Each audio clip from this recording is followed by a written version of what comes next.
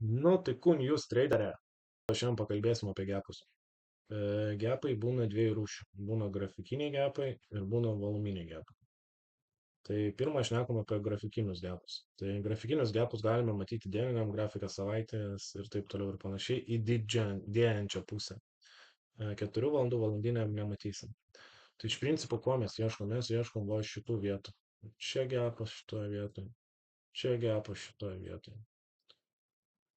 Sistema yra tokia, kad gepai anksčiau ar vėliau grafiškai visada turi būti užpildomi.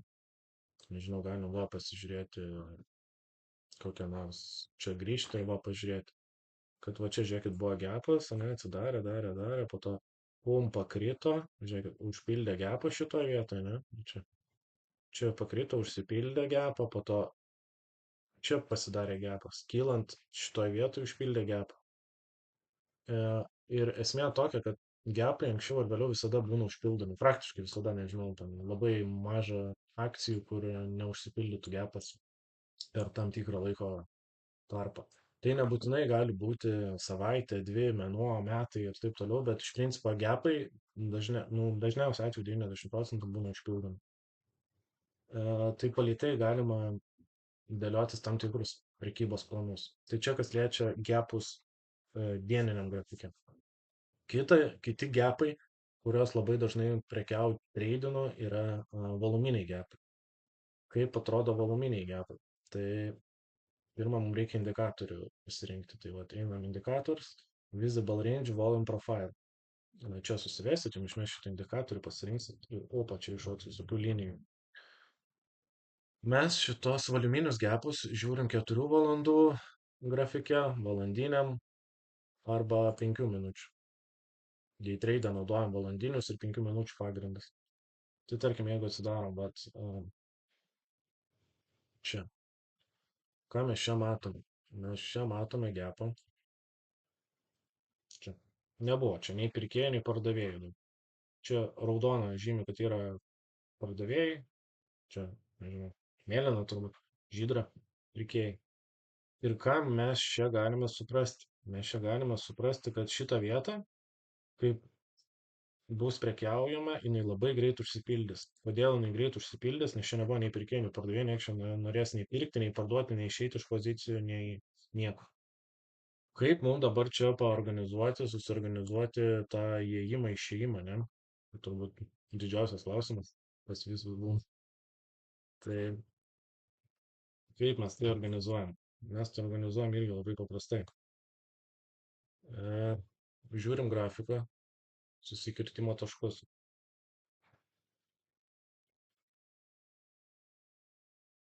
Čia reikėtų filtruoti šitą vietą, ne? Nu, jums gal dar sudėtingai matyti, bet aš matau, čia buvo, čia ir čia.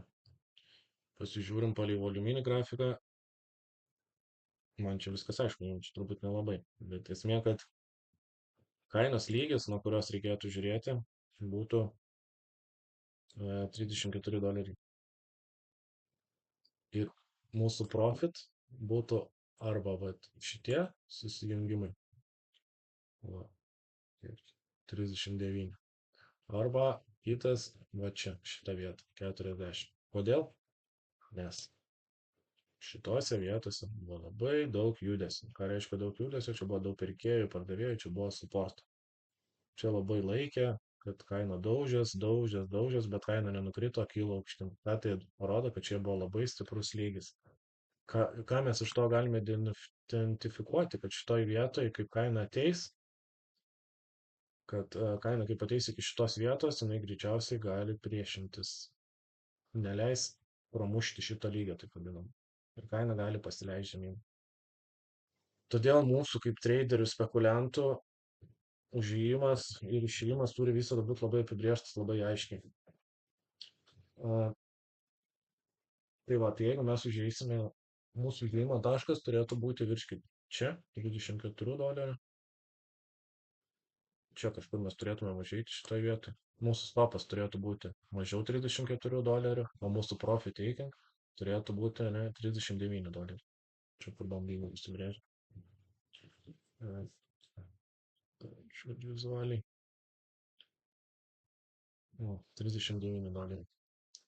Tai realiai mes čia, tarkim, jeigu žinom po kokius 34-50, kaip pavyzdys, ir mūsų stopas yra kokie 33,70, mes šiek tiek rizikuojam 70 centų, o realiai mūsų profit taking bus nuo 34 iki 39, tai bus $5, ne?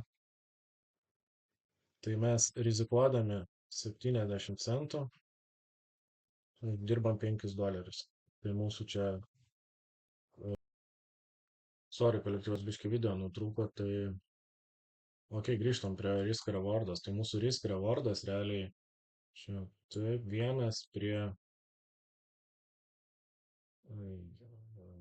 7 per 7 tai 1 prie 7 grubiai. Tai mes rizikuojam 70 centų, ne, kad uždirbtumėm grubiai $5. Tai va, tai iš principo reikėtų žiūrėti taip į voluminius tos gapus. Tų voluminių gapų iš principo pasitaiko su akcijom kiekvieną dieną, tai čia labai geras indikatorius identifikuoti. Bet reikia suprasti vieną dalyką, kad mūsų užėjimo taškas negali būti čia. Mūsų užėjimas mums reikia labai gerai atsirinkti lygį. Ir mūsų užėjimo taškas turi būti kaip kerta tą lygį, va šitoj vietoj. Va čia ir yra didžiausia klaida, ką daro visi traderiai. Todėl, nu gal net ne tiek traderiai, kiek pradedantieji traderiai, kurie užeidinėja anksčiau ir tikisi, kad važiuos čia. Bet, nu, reikia prekiauti techniškai. Jeigu norite ilgai būti šitame visame biznyje, tai reikia prekiauti techniškai. Tai reiškia techniškai, kad mes turim kirsti lygį ir po to tik tai pajudėti aukštyn. Nes jeigu mes užeidinėjom čia, kaina visada gali pasileisti žemyn. Tai tiek. Tai nežinau, jeigu yra klausimų, visada galit klausti. Jeigu patiko, uždėkit laiką ir iki kitų kartų.